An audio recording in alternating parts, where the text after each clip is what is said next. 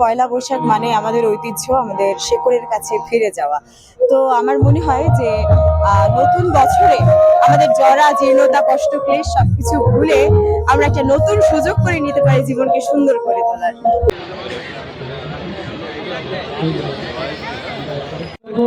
হাতে সবাই সবার সম্মেলন ঘটবে এবং এই উত্তরীয় পড়ানোর পরই এরপরে কিন্তু হাতে কাঠি পড়ে গেছে।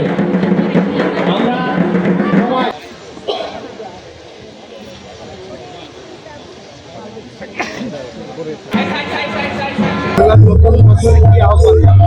আমাদের সবার প্রতি আহ্বান, আসুন আমরা নতুন দেশ সবাই মিলে একত্রিত হয়ে ধর্ম বর্ণ নির্বিশেষে অসাম্প্রদায়িক বাংলাদেশ গড়ে তুলি, সুখী সমৃদ্ধ বাংলাদেশ গড়ে তুলি।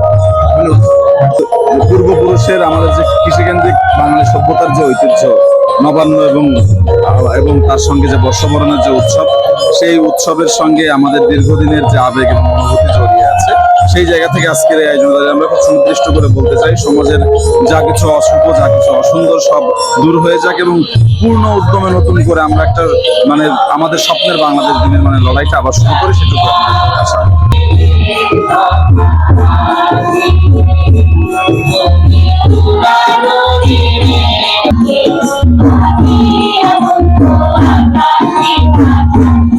বছরে দেশটা যেন ভালোভাবে এগিয়ে যেতে পারে, দেশ যেন আরো ভালো করে উন্নয়ন করতে পারে, এই আমাদের কামনা।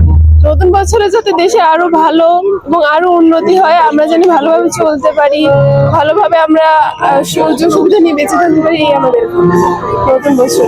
এই